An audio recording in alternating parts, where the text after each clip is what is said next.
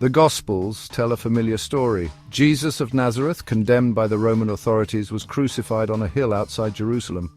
His followers, devastated by his death, hastily prepared his body for burial.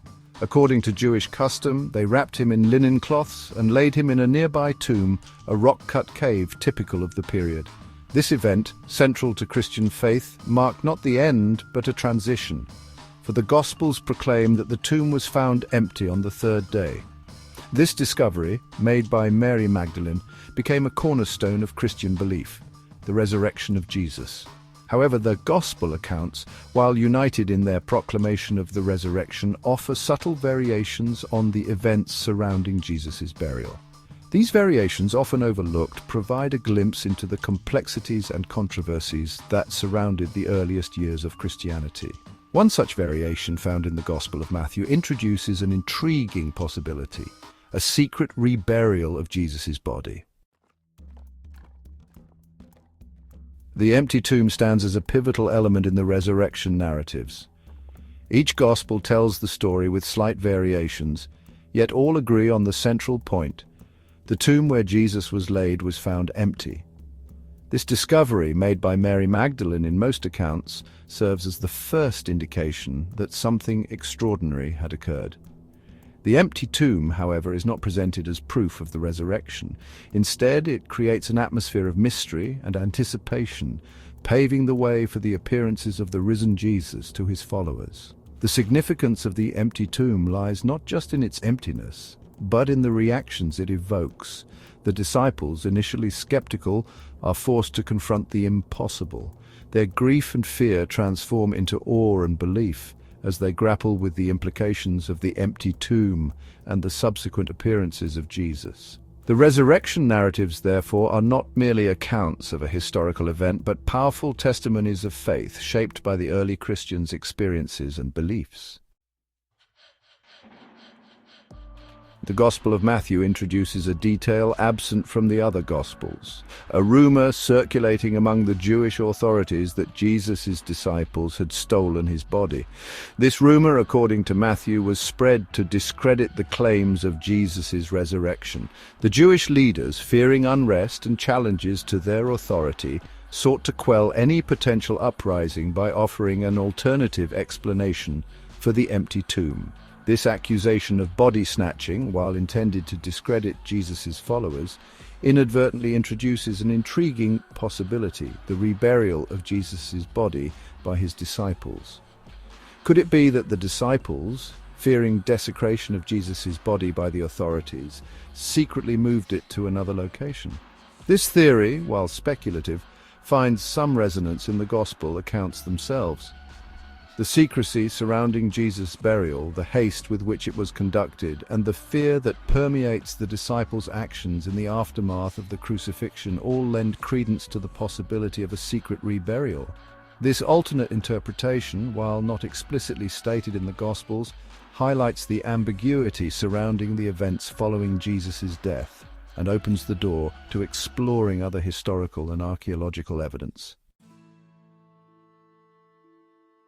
To fully grasp the implications of the empty tomb and the reburial theory, it's crucial to understand the burial practices of first-century Jerusalem.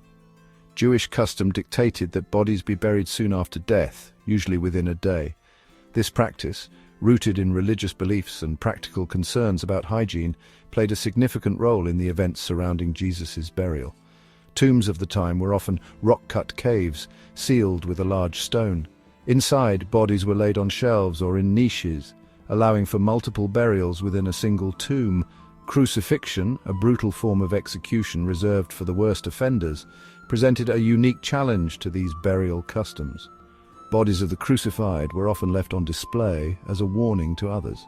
Burial, if granted at all, was usually in unmarked graves. The fact that Jesus was granted a proper burial, albeit a hurried one, speaks to the respect he commanded, even in death. The possibility of a secret reburial further complicates the narrative, suggesting that Jesus' followers were willing to risk their own safety to ensure his body was treated with dignity and respect. Section 5. The Talpiot tomb, an archaeological enigma. In 1980, an intriguing archaeological discovery in the Talpiot neighborhood of Jerusalem sent shockwaves through the world of biblical scholarship. A construction project unearthed a first-century tomb containing 10 ossuaries, or bone boxes. These ossuaries, used to store the bones of the deceased after the flesh had decomposed, bore inscriptions with names strikingly similar to those associated with Jesus and his family. The discovery, dubbed the Talpiot tomb, sparked intense debate and controversy, raising profound questions about the historical Jesus and the origins of Christianity. The Talpiot tomb, while not without its critics, presents a compelling piece of the puzzle. The presence of names like Jesus, son of Joseph, Mary, and Jose within a single tomb, while not conclusive proof of a direct link to Jesus of Nazareth, is too significant to ignore. The discovery ignited a firestorm of debate, forcing scholars to re-examine long-held assumptions about the life, death, and burial of Jesus. The Talpiot tomb, regardless of its ultimate interpretation, serves as a powerful reminder that archaeology has the power to challenge, illuminate, and reshape our understanding of the past. Section 6 names etched in stone, connecting the dots. The names inscribed on the ossuaries found in the Talpiot tomb read like a who's who of the New Testament. Jesus, son of Joseph, immediately draws a parallel to Jesus of Nazareth.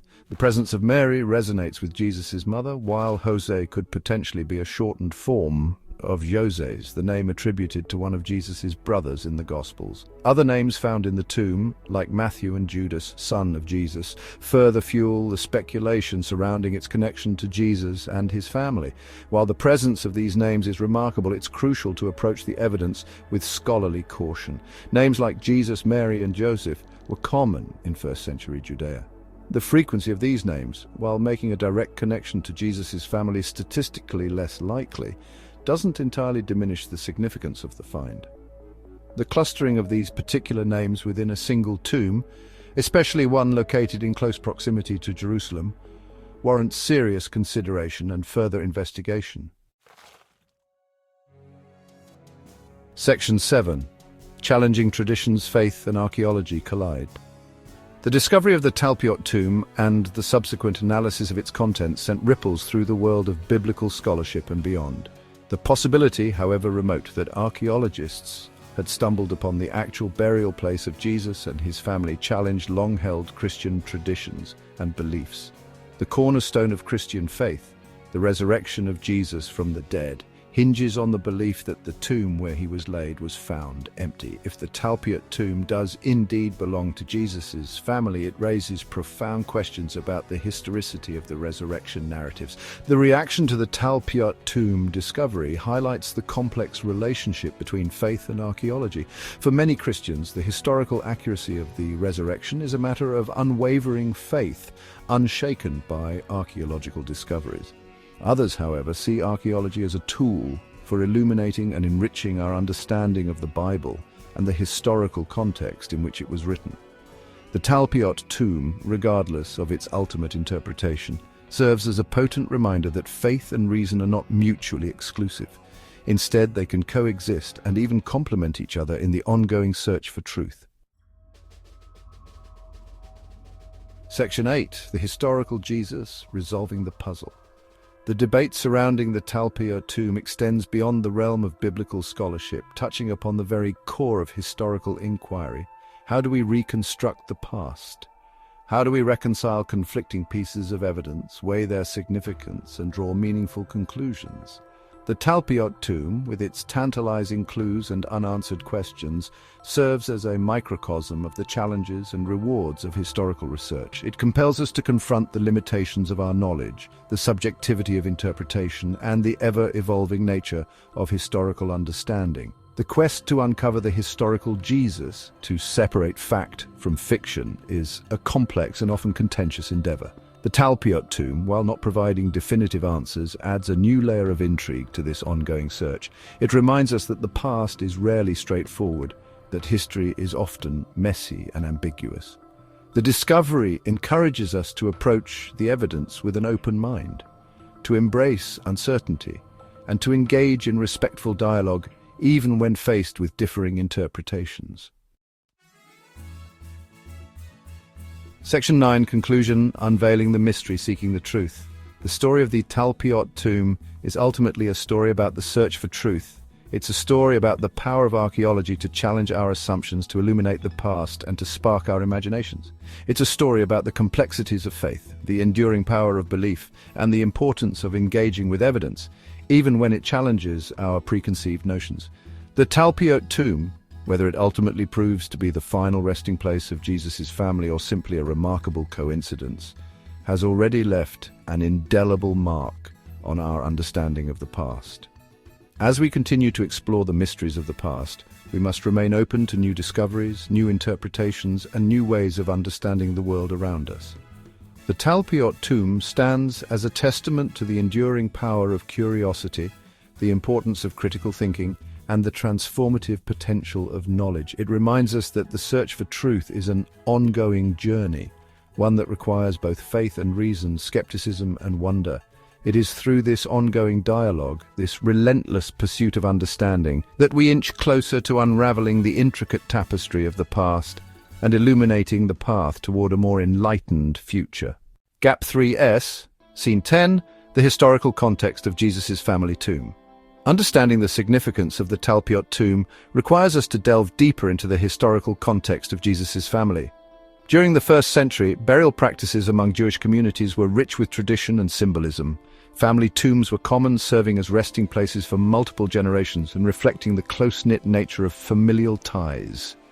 Jesus, often depicted as a solitary figure in religious texts, was deeply embedded within a family structure. His mother Mary, his brothers James, Joseph, Simon and Judas, and even possibly his wife Mary Magdalene, played significant roles in his life and ministry.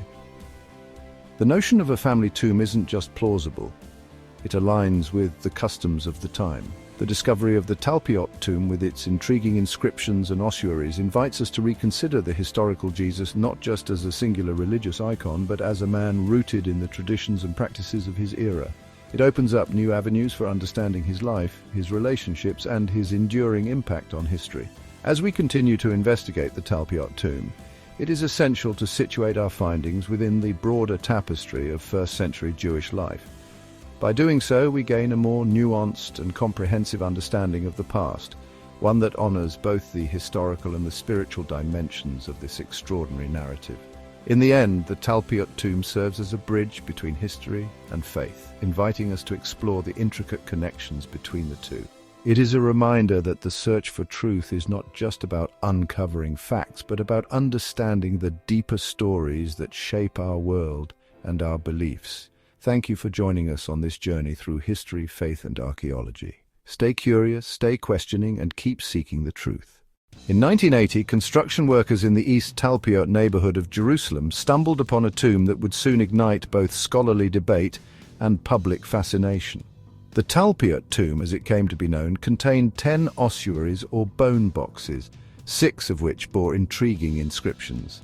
Names like Jesus, son of Joseph, Mary, and Judah, son of Jesus, were etched into the limestone, sparking immediate and intense interest. When news of the discovery broke, reactions were swift and varied. Archaeologists, historians, and theologians weighed in, each bringing their own perspectives and expertise. Some hailed the find as potentially groundbreaking, suggesting it could offer new insights into the historical Jesus and his family. Others were more skeptical, cautioning against jumping to conclusions without thorough analysis. The media quickly picked up the story, amplifying both the excitement and the controversy. Headlines ranged from sensational claims of having found Jesus' family tomb to more measured discussions about the implications of such a discovery. Documentaries, articles, and books followed, each adding layers of interpretation and speculation. For many, the Talpiot tomb became a focal point for broader questions about faith, history, and the intersection of the two. Could this really be the final resting place of Jesus and his family? What would such a discovery mean for our understanding of early Christianity? The initial reactions were a mix of awe, curiosity, and caution, setting the stage for a deeper exploration of the evidence and its implications. As we continue our journey, we will delve into the various analyses and interpretations that have emerged over the years. Join us as we sift through the evidence, examine the arguments, and seek to uncover the truth behind the Talpiot tomb. Stay tuned, stay engaged, and keep questioning. As the initial excitement surrounding the Talpiot tomb began to settle, the focus shifted to rigorous scientific analysis. Researchers from various disciplines, archaeology, epigraphy, forensic anthropology, and DNA analysis, came together to scrutinize the findings. The inscriptions on the ossuaries were the first to undergo detailed examination. Epigraphists analyzed the script and language, comparing it to other known artifacts from the same period. While the names inscribed Jesus, Mary, and Joseph were common in first-century Judea, their collective presence in a single tomb was unusual enough to warrant further investigation. Next came the ossuaries themselves. Forensic anthropologists studied the bone fragments within, attempting to determine age, sex, and any familial relationships. DNA analysis, though limited by the degradation of ancient materials, provided intriguing clues. Mitochondrial DNA sequences suggested possible familial links, but the results were far from conclusive. Geologists also played a crucial role, examining the tomb's construction and the surrounding earth. Their findings helped confirm the tomb's age, aligning it with the 1st century. They also studied the patina, natural surface deposits, on the ossuaries to ensure the inscriptions were as old as they appeared. The most controversial aspect was the statistical analysis. Some researchers argued that the probability of these specific names appearing together in one tomb by chance was extremely low. Others pointed out that without more context, such statistics could be misleading. Despite the meticulous scientific work, the findings remained open to interpretation. Some hailed the evidence as compelling, if not definitive. Others called for caution, emphasizing the need for more data and broader context. In the end, the scientific analysis added layers of complexity to the story of the Talpiot tomb. It highlighted both the potential and the limitations of modern technology in unraveling ancient mysteries. As we continue to explore this enigmatic discovery, the interplay between science and faith becomes ever more apparent. Stay with us as we delve deeper into the ongoing debate and seek to understand what the Talpiot tomb truly reveals about history, faith, and the quest for truth. As the scientific findings of the Talpiot tomb were unveiled, they sparked a firestorm of controversies and debates that echoed across academic and religious communities. Scholars and theologians were divided, each bringing their perspectives to bear on the enigmatic evidence. Critics of the Talpiot tomb theory were quick to voice their skepticism. Many pointed out the commonality of the names Jesus, Mary, and Joseph in first-century Judea, arguing that their presence in one tomb was not as statistically improbable as some had suggested. They emphasized the need for caution, warning against drawing hasty conclusions from incomplete data. On the other side, proponents of the theory saw the tomb as a groundbreaking discovery. They argued that the combination of names, along with the location and construction of the tomb, provided compelling evidence that warranted serious consideration. They called for further research and more sophisticated analytical techniques to explore the potential connections. Religious leaders also entered the debate, with some viewing the findings as a challenge to traditional beliefs. The implication that Jesus of Nazareth might have been buried in a family tomb rather than having risen from the dead struck at the core of Christian faith. For many, the Talpiot tomb was seen as an affront to deeply held convictions, sparking passionate defenses of the resurrection narrative. Amidst the heated discussions, media coverage played a significant role in shaping public perception. Sensational headlines and dramatic documentaries captured the imagination of audiences worldwide, often oversimplifying the complex and nuanced scientific findings. The intersection of faith, history, and media created a fertile ground for misunderstandings and misinterpretations. Yet, amidst the controversy, a dialogue emerged. Scholars from diverse fields engaged in spirited debates, pushing the boundaries of knowledge and understanding. The Talpiot tomb became a focal point for broader discussions about the relationship between archaeology and theology, the limits of scientific inquiry, and the nature of historical evidence. As we navigate these turbulent waters, it becomes clear that the Talpiot tomb is more than just an archaeological discovery. It is a catalyst for reflection on the interplay between faith and reason, belief and evidence. Join us as we continue to explore the ramifications of this enigmatic find, delving deeper into the controversies and debates that it has ignited. Stay with us as we seek to unravel the truth behind the Talpiot tomb, understanding its implications for history, faith, and the enduring quest for knowledge. The Talpiot tomb findings have not only stirred academic and theological circles, but have also had a profound impact on modern faith. For many believers, the possibility that Jesus of Nazareth could have been buried in a family tomb rather than having risen from the dead presents a challenging dilemma. Some see the tomb as a direct challenge to the core tenets of Christianity, prompting a crisis of faith. For these individuals, the resurrection is not just a historical event, but a cornerstone of their spiritual life. The Talpiot tomb, with its potential to rewrite this narrative, becomes a source of deep introspection and, in some cases, doubt. However, others find that their faith is resilient, capable of withstanding historical scrutiny. They argue that faith transcends physical evidence, rooted instead in personal experience and spiritual conviction. For these believers, the Talpiot tomb serves as a reminder of the enduring mystery of faith, which is not easily shaken by archaeological discoveries. Interestingly, the Talpiot tomb has also sparked a renewed interest in the historical Jesus. Books, documentaries, and public discussions have proliferated, each seeking to understand who Jesus was within the context of his time. This quest for historical understanding coexists with spiritual belief, creating a more nuanced and enriched perspective for many.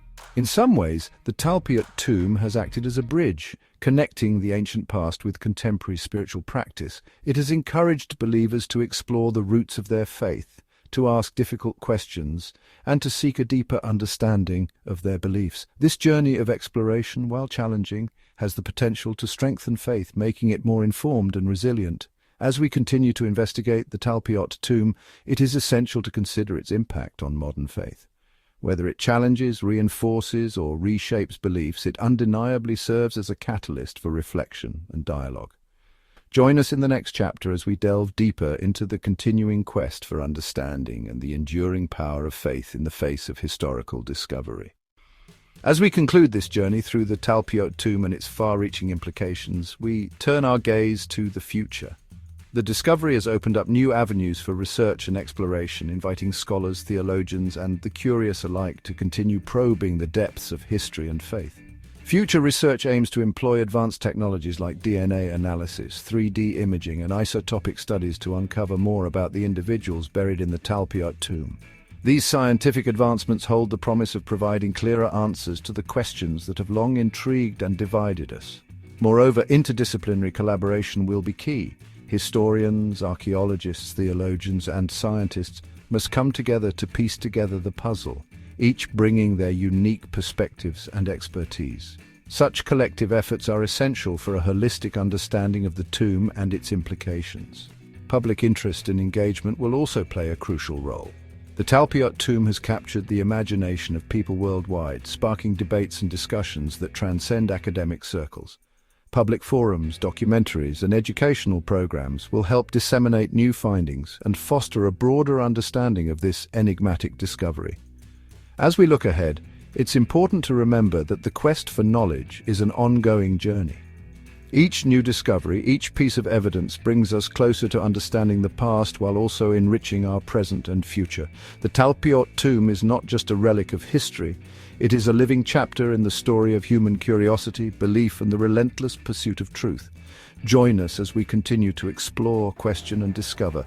The future holds endless possibilities, and with each step we come closer to unraveling the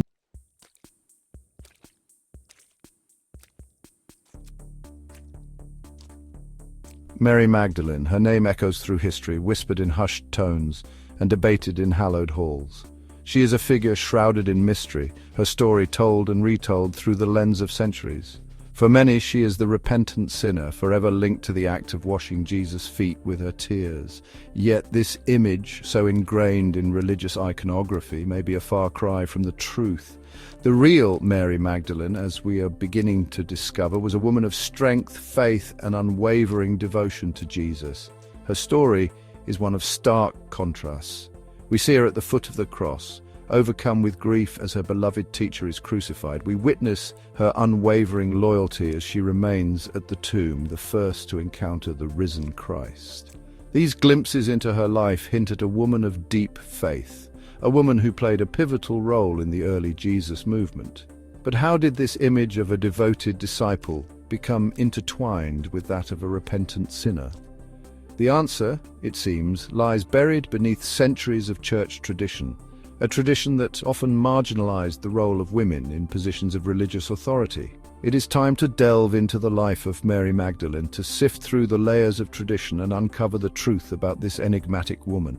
Her story, once lost in the shadows of history, is finally being brought to light, revealing a disciple who walked alongside Jesus, a woman of influence and unwavering faith. It is a story that challenges our preconceived notions and forces us to confront the ways in which history has been shaped and often distorted by the passage of time.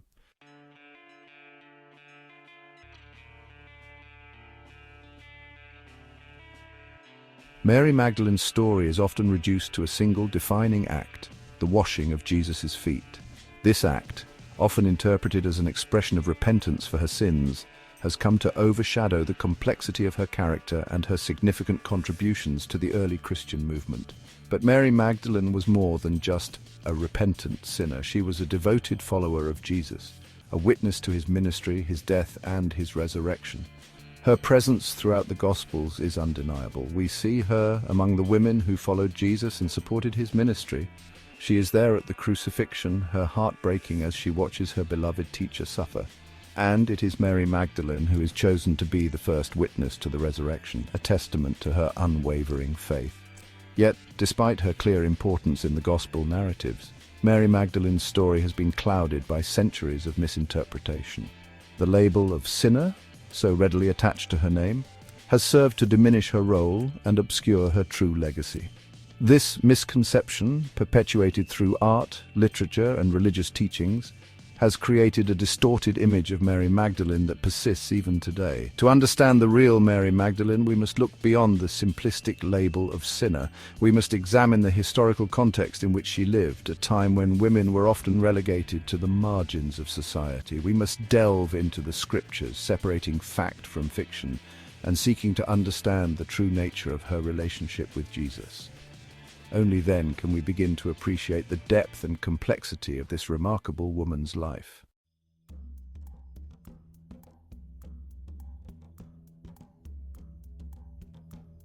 The image of Mary Magdalene as a repentant prostitute, though widely accepted, has no real basis in biblical text.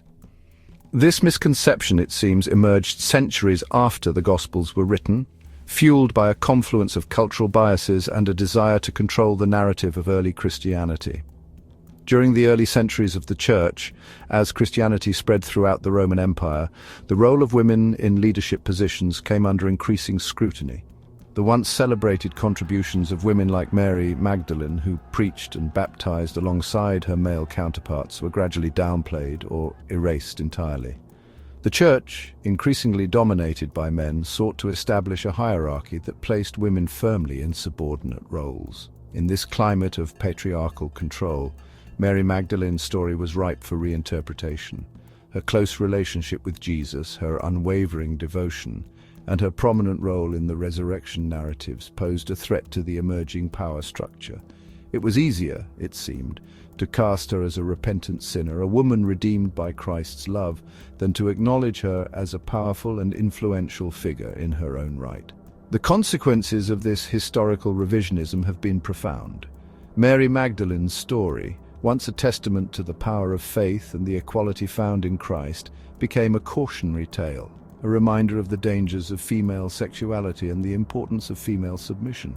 It is a distortion that has lingered for centuries, shaping our understanding of this remarkable woman and obscuring her true legacy as a leader, a disciple, and a pivotal figure in the birth of Christianity.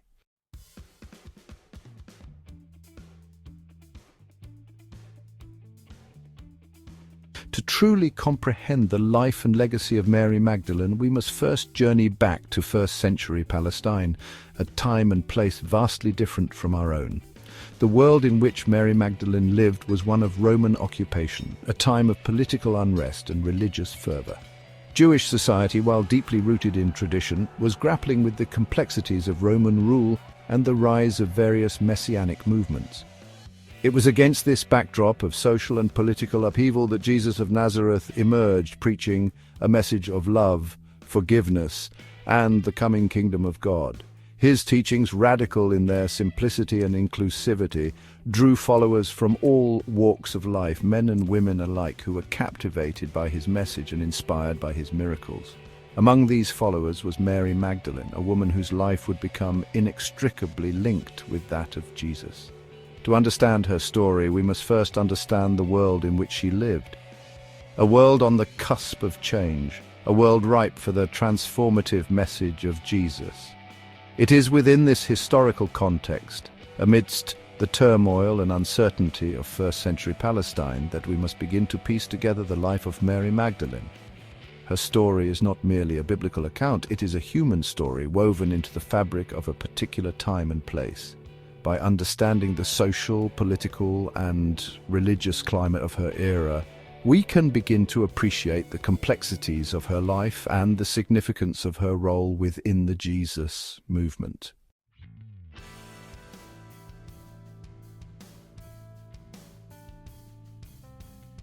Mary Magdalene's name itself offers a glimpse into her origins. She is referred to as Mary Magdalene, indicating she hailed from the town of Magdala, a bustling fishing village on the shores of the Sea of Galilee. Magdala, known in Hebrew as Migdal, was more than just a humble fishing town. It was a center of commerce and trade, a place where cultures intersected and ideas were exchanged. Located on a major trade route connecting Damascus to the Mediterranean coast, Magdala was a melting pot of cultures and religions. Jewish fishermen cast their nets alongside Roman merchants, while Greek philosophers debated the finer points of life in the bustling marketplace. This vibrant mix of cultures undoubtedly shaped Mary Magdalene's worldview and exposed her to a diversity of perspectives. Unlike many women of her time, Mary Magdalene was likely literate and financially independent. Inscriptions found in Magdala suggest that women played an active role in the town's economic and social life. It is not unreasonable to assume that Mary Magdalene, hailing from such a progressive community, enjoyed a degree of autonomy uncommon for women in that era. This image of Mary Magdalene as a woman of some means and education challenges the traditional portrayal of her as a repentant sinner. Her origins in Magdala suggest a woman who was not defined by her past, but rather empowered by her experiences and equipped to take on a leadership role within the Jesus movement.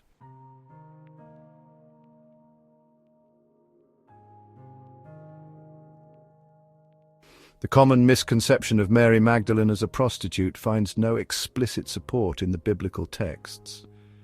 This interpretation, propagated centuries later, seems to stem from a misreading of Luke chapter 7, verses 36 to 50, where an unnamed sinful woman anoints Jesus' feet. However, this woman is never identified as Mary Magdalene, and conflating the two figures does a disservice to both their stories. This misinterpretation reflects a broader tendency to impose patriarchal interpretations onto biblical narratives. Throughout history, women in positions of power or influence have often been subjected to slander and misrepresentation, their stories twisted to fit prevailing social norms. Mary Magdalene's close relationship with Jesus, her presence at his crucifixion and resurrection, challenged traditional gender roles and made her an easy target for such mischaracterizations. It is imperative to approach these ancient texts with a critical eye, recognizing the cultural biases and historical baggage that have often colored our understanding of them.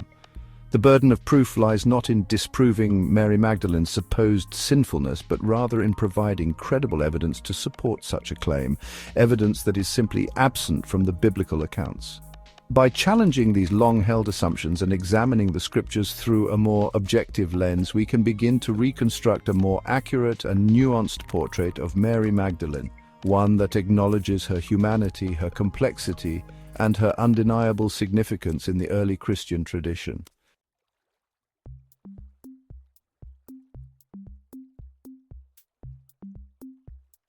To fully grasp the impact of Mary Magdalene's life, we must consider the geographical context in which her story unfolds.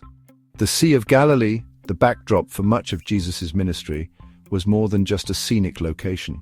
It was a place imbued with religious and political significance. This region, known for its fertile land and abundant fishing, was also a hotbed of messianic expectation. The people living around the Sea of Galilee yearned for a leader who would liberate them from Roman oppression and usher in a new era of peace and prosperity. It was in this charged atmosphere that Jesus began his ministry, attracting followers drawn to his message of hope and renewal. Mary Magdalene, hailing from the lakeside town of Magdala, would have been intimately familiar with the rhythms of life in this region. The Sea of Galilee, with its ever-changing moods and breathtaking beauty, would have been a constant presence in her life, a source of sustenance and a place of spiritual resonance. It is against this backdrop, amidst the sights and sounds of her homeland, that Mary Magdalene encountered Jesus and dedicated her life to his teachings. The Sea of Galilee, a place of both turmoil and tranquility, witnessed her transformation from a woman of Magdala into a devoted disciple and a pillar of the early Christian community.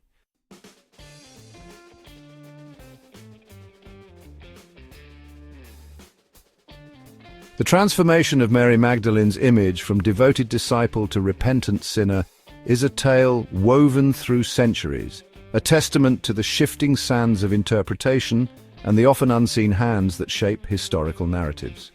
To fully grasp the roots of this misconception, we must journey back to the early centuries of Christianity, a period of immense growth and internal struggle for the nascent faith.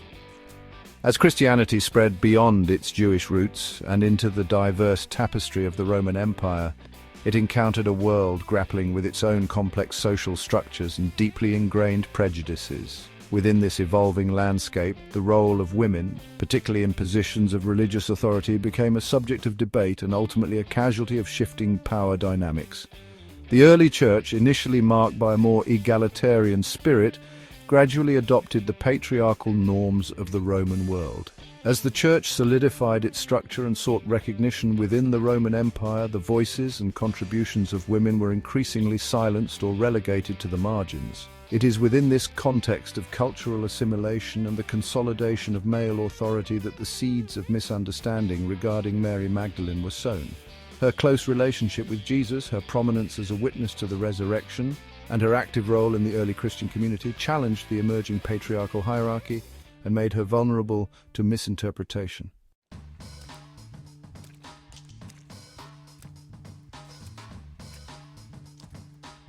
The association of Mary Magdalene with the unnamed sinful woman in Luke's Gospel, though lacking any textual basis, took root in the sermons and writings of influential church fathers like Pope Gregory I in the 6th century. By conflating these distinct figures, Gregory solidified a narrative that cast Mary Magdalene as a redeemed sinner, forever marked by her past transgressions. This interpretation, while convenient for a church seeking to reinforce traditional gender roles and downplay the leadership of women, ignored the nuances of the biblical accounts and the historical context in which they were written. The Gospels, while offering glimpses into Mary Magdalene's life, never explicitly identify her as a prostitute or a woman of ill repute. The power of Gregory's interpretation lay not in its accuracy, but in its ability to resonate with a society steeped in patriarchal norms. The image of a fallen woman redeemed by Christ's love served as a potent symbol for the Church's message of salvation, while simultaneously reinforcing the notion of female weakness and the need for male guidance. This mischaracterization, once established, proved remarkably persistent. It found its way into art, literature, and popular imagination, shaping centuries of Christian thought and cementing Mary Magdalene's image as a repentant sinner, rather than the influential leader she truly was.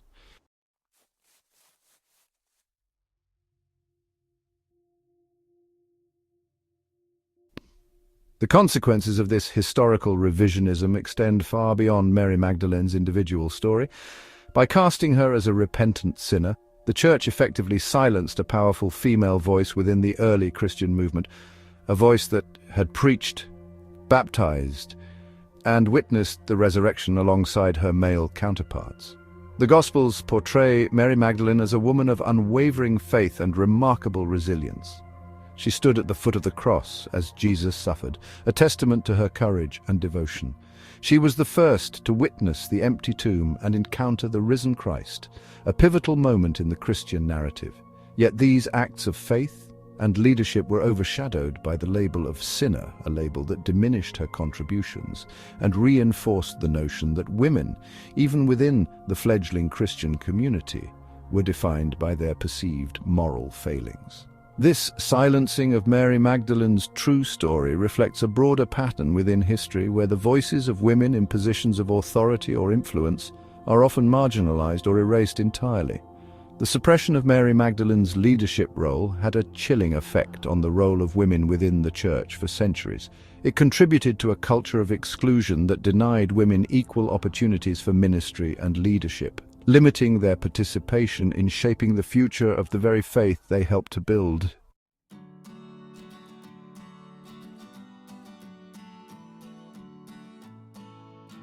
In recent decades, there has been a growing movement among scholars, theologians, and lay Christians alike to reclaim Mary Magdalene's true story, to peel back the layers of misinterpretation and recognize her as the influential disciple she undoubtedly was.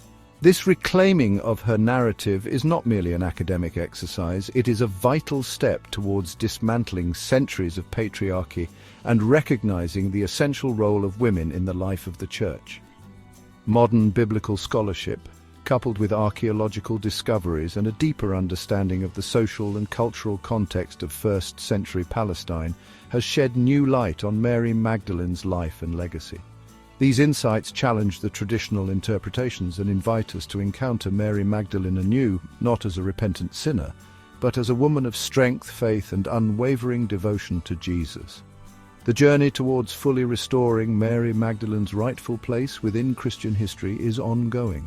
It requires a willingness to confront long-held biases, to engage in honest dialogue, and to listen attentively to the voices that have been silenced for far too long. Reclaiming Mary Magdalene's story is not about rewriting history, but rather about reading it with fresh eyes, recognizing the biases that have shaped our understanding, and embracing a more inclusive and equitable vision of the Christian faith, a vision that honors the contributions of all who have answered Christ's call to discipleship.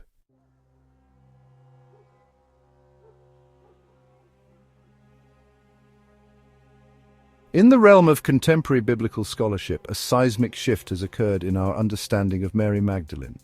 No longer relegated to the footnotes of history or confined to the simplistic image of a repentant sinner, she has emerged as a figure of immense intrigue and theological significance. This reassessment, fueled by rigorous textual analysis, archaeological discoveries, and a growing awareness of the cultural biases that have shaped biblical interpretation, has breathed new life into the quest to uncover the true Mary Magdalene. Gone are the days when scholarly discourse centered solely on her alleged past as a prostitute, a claim, as we have seen, rooted more in tradition than in textual evidence. Modern scholars, equipped with a more nuanced understanding of the social and religious dynamics of first-century Palestine, have begun to deconstruct these harmful stereotypes, recognizing them as products of a later patriarchal lens imposed upon the gospel narratives. This shift in perspective has opened up exciting new avenues of inquiry. Scholars are now delving deeper into Mary Magdalene's role as a disciple, a witness to Jesus' ministry, death, and resurrection, and a prominent figure in the fledgling Christian community. Her presence throughout the Gospels, often alongside Jesus' male disciples, speaks volumes about her standing within the movement and challenges traditional assumptions about the role of women in early Christianity. This modern reassessment of Mary Magdalene represents a crucial step towards a more inclusive and accurate understanding of the origins of Christianity. By moving beyond the distortions of history and engaging with the biblical texts in a more critical and nuanced manner, we can begin to appreciate the full breadth of her contributions and the profound impact she had on the shaping of the Christian faith.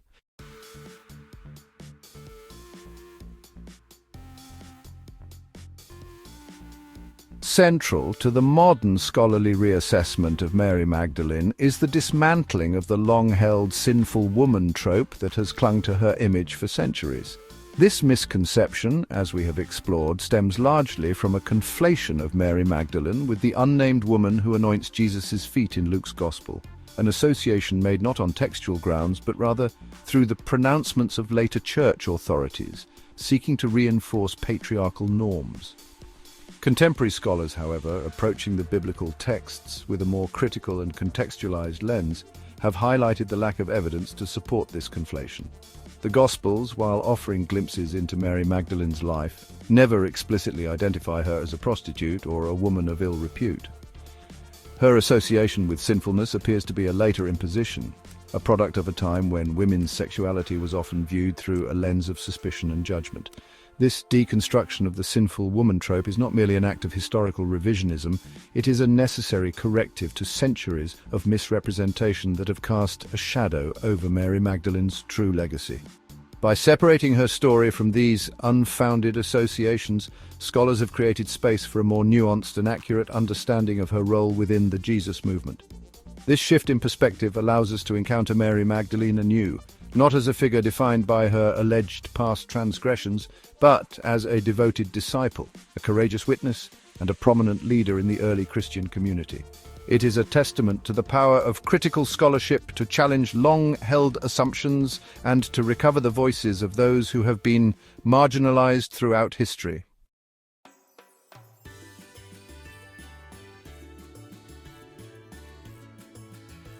Freed from the constraints of the sinful woman stereotype, modern scholarship has begun to explore Mary Magdalene's role as a prominent leader within the early Jesus movement.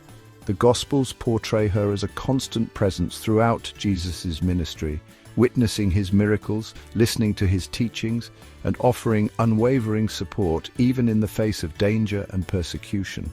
Her presence at the crucifixion, a testament to her courage and devotion, is particularly noteworthy.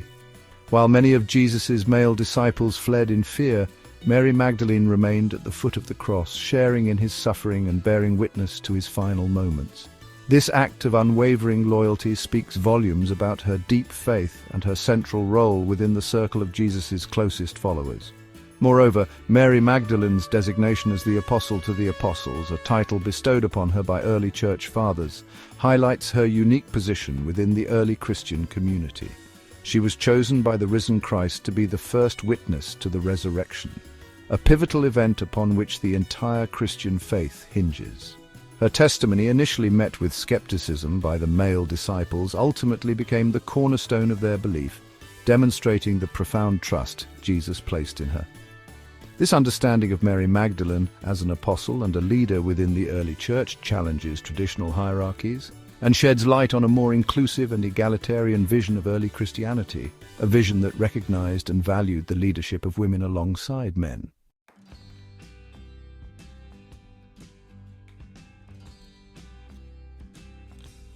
While significant strides have been made in reclaiming Mary Magdalene's true story, the quest for a fuller picture of her life and legacy remains an ongoing endeavor. The Gospels, while offering valuable glimpses into her character and her relationship with Jesus, ultimately provide only fragments of her story. Much of her life, like that of many women in antiquity, remains shrouded in the mists of time. Despite these limitations, scholars continue to piece together the puzzle of Mary Magdalene's life, drawing upon a wide range of sources, including apocryphal texts, archaeological findings, and comparative studies of early Christian communities. The discovery of texts, like the Gospel of Mary, though not included in the canonical Bible, offers tantalizing insights into alternative Christian traditions that placed Mary Magdalene in a position of prominence, portraying her as a recipient of special revelations from the risen Christ and a teacher of wisdom within the early church.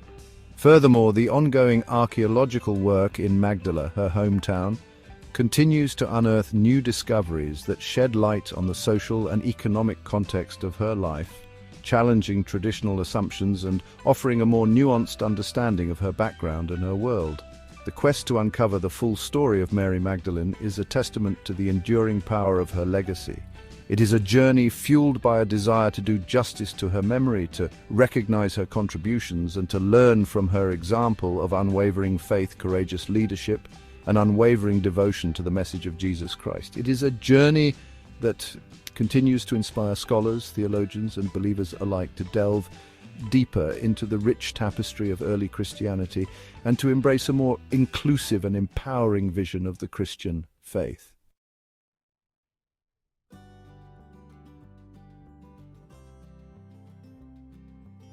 Mary Magdalene stands out among Jesus' followers, her name echoing through the Gospels as a constant presence in his ministry. Unlike many women of her time, confined by societal expectations to the domestic sphere, Mary Magdalene traversed the dusty roads of Galilee alongside Jesus and his disciples, actively participating in the unfolding drama of his ministry. The Gospels depict her not as a passive observer, but as an engaged learner, absorbing Jesus' teachings, witnessing his miracles, and engaging in theological discussions. She is present at key moments, her name often listed among the 12 disciples, demonstrating her integral role within the group. This close association with Jesus, both in private and public settings, suggests a depth of relationship that transcended the societal norms of the time. Furthermore, Mary Magdalene is depicted as a woman of substantial means, financially supporting Jesus' ministry alongside other women who followed him. This act of generosity, noted in Luke's Gospel, highlights her independence and her commitment to furthering Jesus' message, challenging the traditional image of women as solely reliant on men for financial stability. She emerges as a woman of agency, using her resources to contribute to a movement she believed in deeply. This image of Mary Magdalene as an active and valued member of Jesus' inner circle disrupts the narrative of female subordination often imposed upon the Gospel accounts. She emerges not as a silent figure relegated to the background, but as a vital participant in the unfolding story of Jesus' ministry, her presence a testament to the inclusive nature of his message and his willingness to challenge societal norms by embracing the leadership and contributions of women.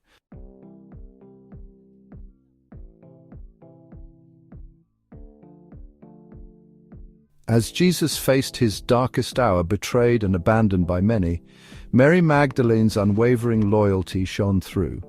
While the Gospels describe most of the male disciples scattering in fear, she remained steadfast, standing at the foot of the cross as Jesus endured the agony of crucifixion. This act of courage, a testament to her deep love and devotion, placed her at the very heart of the Christian story, a witness to its most pivotal and tragic moment. Her presence at the crucifixion was not merely that of a passive observer overcome with grief, it was an act of defiance against the forces that sought to silence Jesus' message. By standing firm in her belief, even as others faltered, she embodied the very essence of discipleship, proving her commitment even in the face of unimaginable suffering. But Mary Magdalene's story does not end at the cross.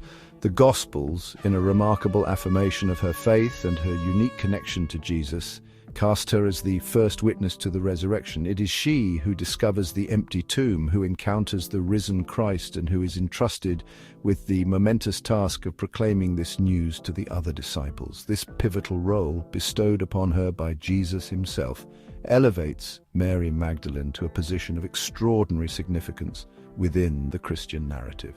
This profound encounter with the resurrected Christ transformed Mary Magdalene from a grieving follower into a bold proclaimer of the good news. She becomes, in essence, the apostle to the apostles, entrusted with the very foundation of the Christian faith, the belief in Jesus' victory over death and the promise of new life. This pivotal role, often overlooked or downplayed throughout history, underscores Mary Magdalene's central place within the Christian story and challenges traditional interpretations that seek to diminish her contributions.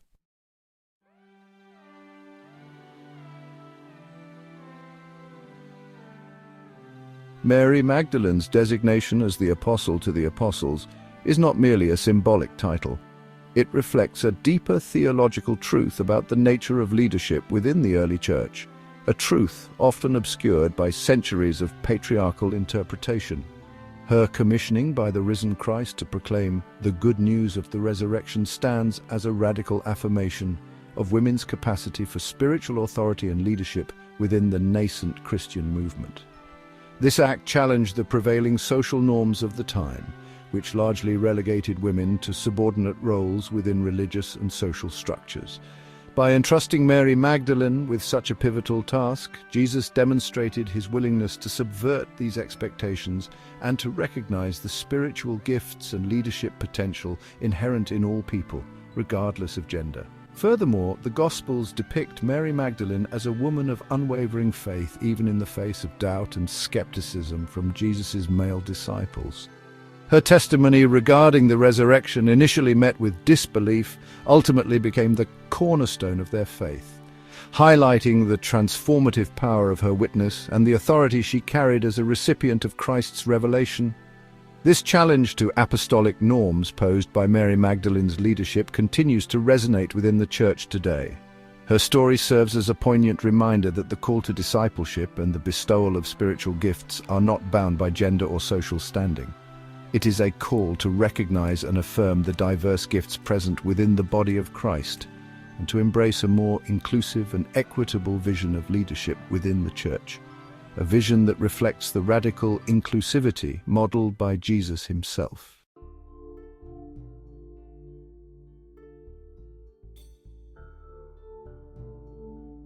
The ongoing rediscovery of Mary Magdalene's true story is not merely an academic exercise, it is a transformative movement within Christianity, prompting a much-needed reassessment of women's roles and contributions throughout church history. As we peel back the layers of misinterpretation and reclaim her legacy as an apostle, a leader, and a beloved disciple of Jesus, we open up new possibilities for understanding the origins of the Christian faith and for shaping a more just and equitable future for the Church. Mary Magdalene's story reminds us that the Christian message has always been one of radical inclusivity, a message that transcends human constructs of power and privilege. By embracing her leadership and honoring her witness, we move closer to realizing the full potential of the gospel, a gospel that proclaims liberation for all people, regardless of gender, social standing, or past mistakes. Furthermore, her story serves as a powerful antidote to the patriarchal interpretations that have often dominated Christian thought and practice. By reclaiming the voices of women like Mary Magdalene, who have been marginalized or silenced throughout history, we enrich our understanding of the faith and create space for a more diverse and representative expression of Christian identity. The journey towards fully integrating Mary Magdalene's legacy into the fabric of Christian tradition is ongoing.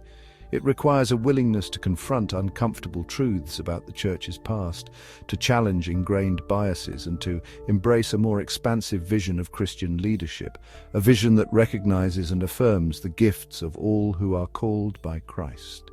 It is a journey that holds the potential to transform not only our understanding of the past, but also our vision for the future of the Church, a future where the voices of all are heard, valued, and empowered to share in the ministry of reconciliation and love inaugurated by Jesus Christ.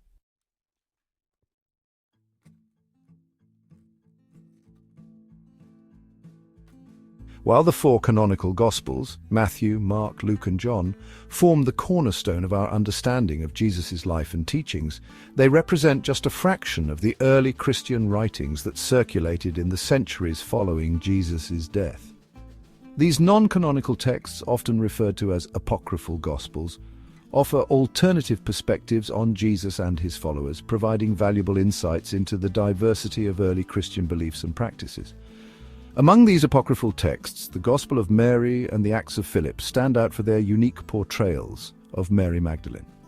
These texts, though not included in the official canon of the New Testament, offer tantalizing glimpses into early Christian communities that held Mary Magdalene in high esteem, recognizing her as a prominent leader, a trusted confidant of Jesus, and a recipient of special revelations. These texts challenge the traditional, often patriarchal interpretations of Mary Magdalene's role, presenting her not as a repentant sinner, but as a wise teacher, a courageous preacher, and a pillar of the early Church. While these texts may not carry the same weight of authority as the canonical Gospels, they offer invaluable insights into the diversity of early Christian thought and the contested nature of early Church history. Examining these non-canonical texts alongside the canonical Gospels allows for a richer and more nuanced understanding of Mary Magdalene's life and legacy. These texts, often overlooked or dismissed as heretical, provide crucial missing pieces to the puzzle of her story, revealing the profound respect and admiration she garnered within certain branches of early Christianity.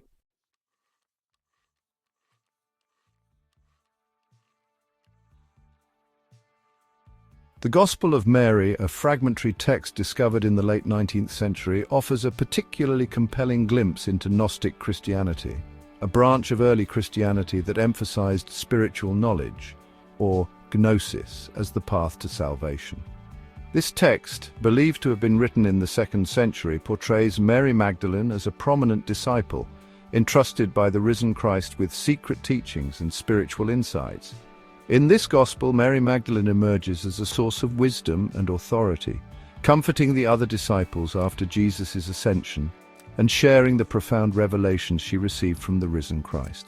This portrayal stands in stark contrast to the traditional image of Mary Magdalene as a repentant sinner, highlighting the diversity of early Christian beliefs and the elevated status she held within certain communities. The Gospel of Mary also challenges traditional notions of apostolic authority. While the canonical Gospels focus primarily on the male disciples, this text places Mary Magdalene at the center, depicting her as a recipient of special knowledge and a teacher in her own right. This emphasis on spiritual insight over institutional power reflects the core tenets of Gnostic Christianity, which often challenged the emerging hierarchies within the early church. Though only partially preserved, the Gospel of Mary offers a tantalizing glimpse into an early Christian tradition that recognized and celebrated the leadership of women. It is a testament to the diversity of early Christian thought and the contested nature of early church history, a history often rewritten through the lens of later theological and social agendas.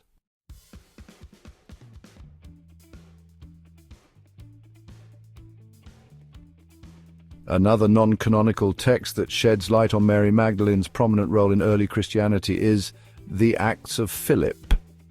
This text, believed to have originated in the 4th or 5th century, presents a more romanticized and legendary account of Philip the Apostle's missionary journeys, with Mary Magdalene often by his side as a fellow preacher and miracle worker. In the Acts of Philip, Mary Magdalene is depicted as a powerful evangelist, fearlessly proclaiming the gospel message in the face of opposition and persecution.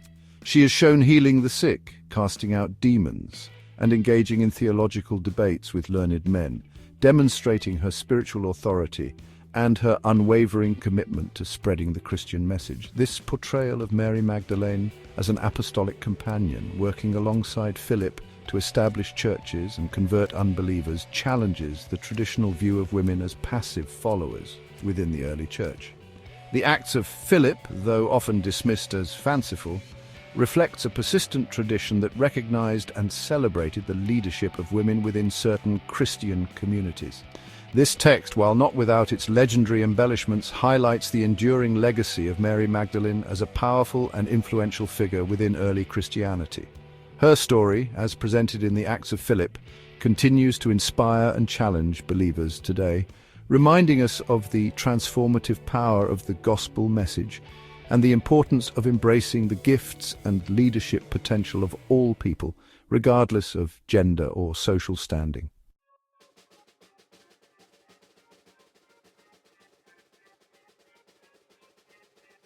While the Gospel of Mary and the Acts of Philip offer compelling glimpses into alternative Christian traditions that revered Mary Magdalene, it is important to acknowledge the limitations of relying solely on non-canonical texts. These texts, often fragmentary and subject to various interpretations, must be approached with a critical eye, recognizing their historical and theological complexities. Nonetheless, these texts, when examined alongside the canonical Gospels and other historical sources, provide valuable insights into the diversity of early Christian beliefs and practices. They challenge us to move beyond simplistic interpretations of the past and to embrace the richness and complexity of the early church, a movement that encompassed a wide range of views on the role of women, the nature of authority, and the path to salvation. Despite their fragmentary nature, these texts bear witness to the enduring legacy of Mary Magdalene as a figure of immense significance within early Christianity.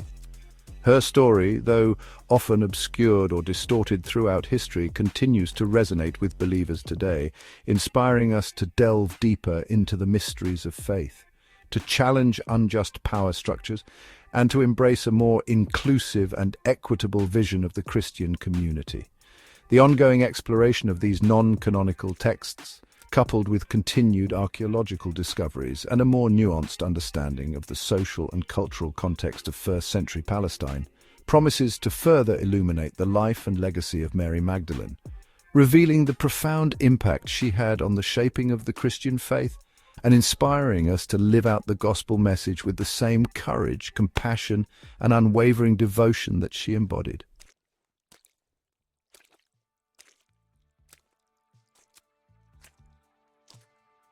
The journey through the life of Mary Magdalene has taken us far beyond the simplistic image of a repentant sinner, an image imposed upon her by centuries of misinterpretation and patriarchal bias. We have delved into the historical context of her time, explored the nuances of the biblical texts, and unearthed compelling evidence from both canonical and non-canonical sources, all pointing to a far more complex and inspiring figure. Mary Magdalene emerges from this exploration as a woman of strength, faith, and unwavering devotion to Jesus.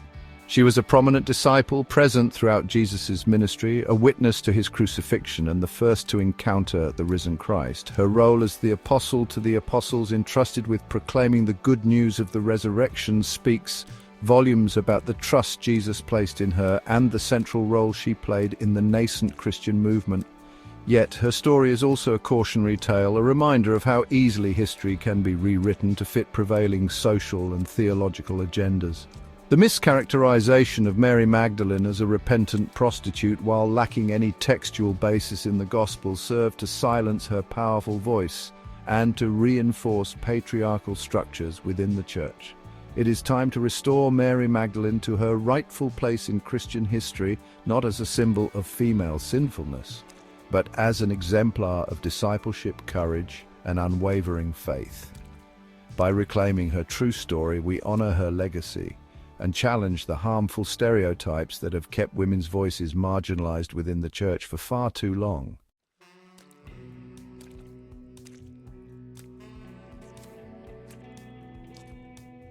Mary Magdalene's legacy extends far beyond the label of sinner that has clung to her for centuries. Her story speaks to the heart of the Christian message, a message of radical inclusivity, unwavering love, and the transformative power of faith.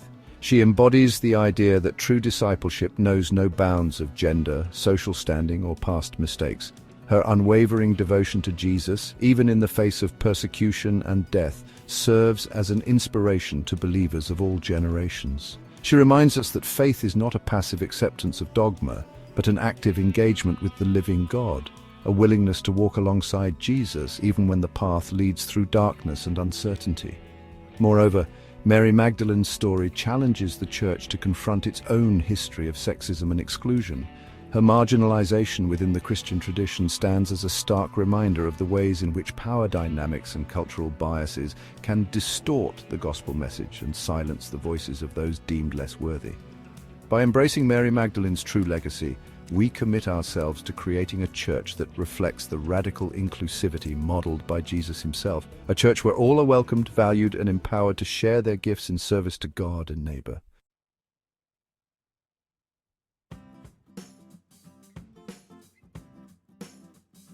As we conclude our exploration of Mary Magdalene's life and legacy, we are left with a profound sense of her enduring message, a message that continues to resonate across the centuries, challenging us to live out our faith with greater courage, compassion, and commitment.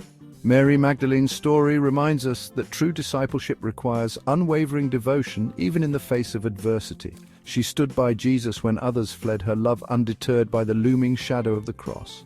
Her example challenges us to examine our own commitment to Christ, to ask ourselves whether we are willing to stand firm in our faith even when it is costly, even when it means challenging the status quo, even when it means standing alone. Moreover, Mary Magdalene's story is a testament to the transformative power of encountering the risen Christ.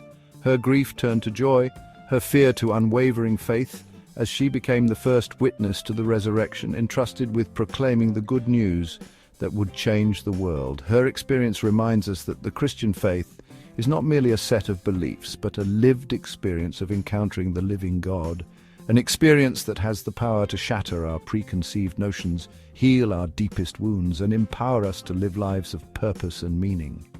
Mary Magdalene's message is a call to action, an invitation to embrace the fullness of our faith, to live lives of courage, compassion, and unwavering devotion to the gospel message. It is a message that continues to inspire, challenge, and transform us, reminding us that we are all called to be apostles of Christ's love, proclaiming the good news of hope and redemption in a world desperately in need of healing and reconciliation. May we, like Mary Magdalene, answer that call with open hearts and unwavering faith, becoming beacons of light in the